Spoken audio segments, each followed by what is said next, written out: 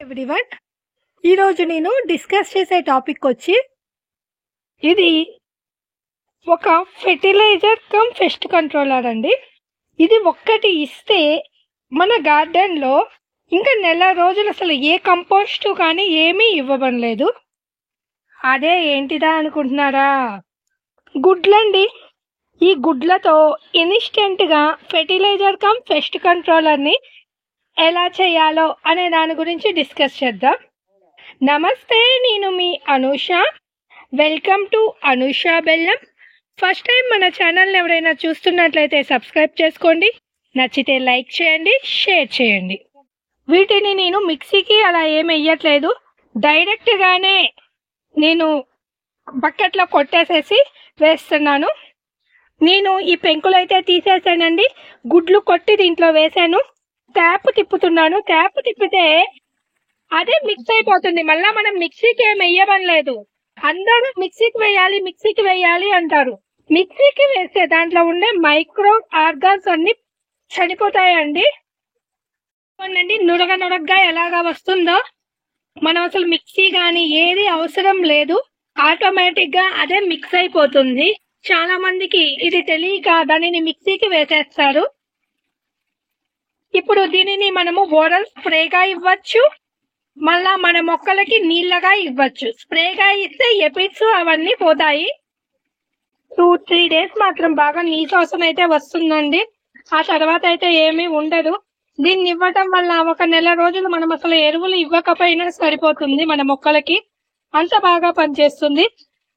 మన చిన్నమాటి గార్డెన్ కి 1-2 గుడ్లు అయితే సరిపోతాయి. వీటిని ఫ్లవర్ మొక్కలకి, ఆకుకూర మొక్కలకి అన్నిటికీ ఇచ్చుకోవచ్చండి. ఓరల్ స్ప్రేగా చేస్తే దానివల్ల ఎపిడ్స్ అలా ఉంటే పోతాయి. ఇది వేస్తున్న స్మెల్ వస్తుందండి. చాలా మంది ఇది స్మెల్ రాదు అంటారు, కానీ స్మెల్ అయితే 3 days ఉంటుంది. ఒక వారం రోజులు ఆగితే దీని రిజల్ట్ మీకే అర్థమవుతుంది. ఇది కోడిగుడ్లు తినే వాళ్ళు అందరూ ఈ లిక్విడ్ ని ట్రై చేయండి. ఇది పనిచేసినట్లు ఏ ఎరువులు కూడా పనిచేయవండి. రిజల్ట్ అయితే మీకే అర్థమవుతుంది, కానీ స్మెల్ మాత్రం భరించాలి.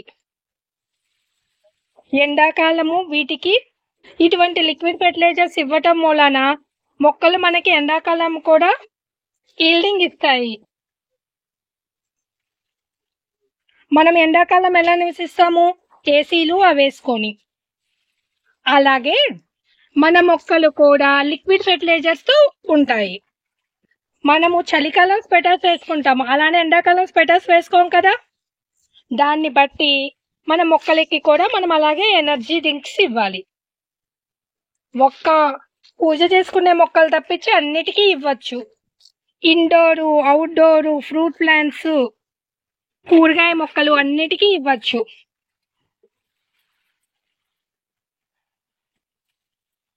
ఇక్కడ చూసారా, చిన్న చిన్న మొలకలు వచ్చినాయి. ఆ మొక్కలకు కూడా ఇవ్వచ్చండి. ఆ మొక్కలు, ఈ మొక్కలు అని ఏం లేవు, అన్ని మొక్కలకి ఇచ్చుకోవచ్చు. మనం ఎంత ఇస్తే అంత ఈల్డింగ్ అండి. దీంట్లో కావాలంటే మీరు ఆయిల్ వేసుకోవచ్చు, లేదా ఒట్టి ఎగ్స్ అయినా చేసుకోవచ్చు.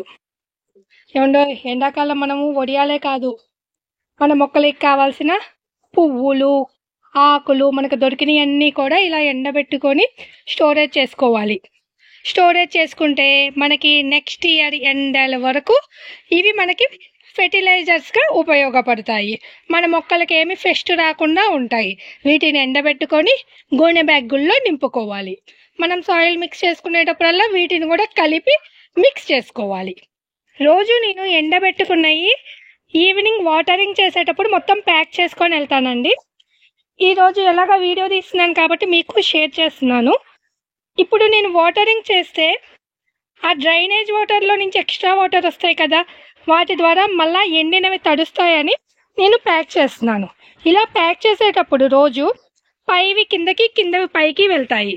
అంటే ఇప్పుడు పైనది మొత్తం ఎండిపోయింది, కానీ కిందది కొంచెం తడిగా ఉంది. ఇలా మనము ఏ రోజుకి ఆ రోజు ప్యాక్ చేయటం మూలాన అది మొత్తం పైకి కిందకి మిక్స్ అయిపోతుంది. ఎంత పెద్ద క్వాంటిటీలో అయినా మనము ఈజీగా ఎండబెట్టుకొని మిక్స్ చేసుకోవచ్చు.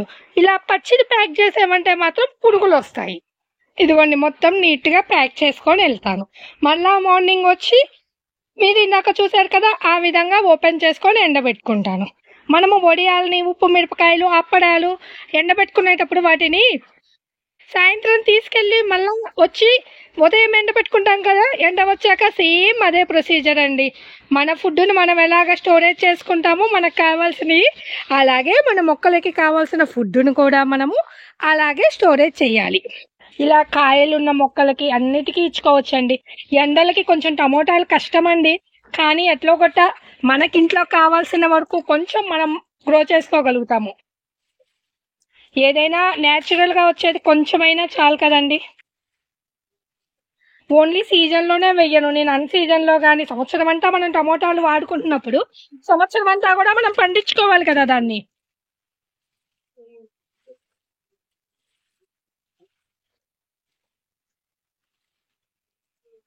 ఇది ఈవినింగ్ పూట ఇవ్వటం బెటర్ అండి. నేను ఈవినింగ్ ఇస్తున్నాను. ఈవినింగ్ ఇస్తే రేపు మార్నింగ్ దాకా ఈ లిక్విడ్ని అవి ఎంజాయ్ చేయగలుగుతాయి. కుదరినప్పుడు మార్నింగ్ టైంలో ఇవ్వండి. ఇది మాత్రం స్మెల్ అయితే వస్తుందండి. నేను వచ్చి 2 కోడిగుడ్లు వచ్చి 40 లీటర్ల నీళ్ళలో మిక్స్ చేశాను, కానీ స్మెల్ వస్తుంది. ఇది ఇండోర్ మొక్కలకు కూడా ఇచ్చుకోవచ్చు, కానీ మీరు ఆ వాసనని భరించాలి కదా. అందుకోసమని మ్యాక్సిమం అవుట్డోర్ టెర్రస్ గార్డెన్ వాళ్ళు మాత్రమే ప్రిఫర్ చేయండి. బాల్కనీ గార్డెన్లో వాళ్ళు కూడా నేనైతే ప్రిఫర్ చేయనండి. ఆ వాసన అనేది మాత్రం ఉంటుంది, కానీ ఇస్తే దాని రిజల్ట్ మాత్రం చాలా బాగా ఉంటుంది. 3 డేస్ దాకా ఉంటుంది దాని వాసన అనేది. నేను మా గార్డెన్ మొత్తానికి దానితో వాటరింగ్ చేశానండి. స్ప్రే అయితే నేనేం చెయ్యలేదు. రీసెంట్గా పేడ నీళ్ళు అనేవి చాలా ఎక్కువగా ఇచ్చున్నాను, అందువల్ల జస్ట్ వాటరింగ్ మాత్రమే చేశాను అన్ని ప్లాంట్స్కి. ఈ వీడియోలో ఏమైనా డౌట్లు ఉంటే కామెంట్ రూపంలో అడగండి. Thank you for watching. Wish you A happy gardening.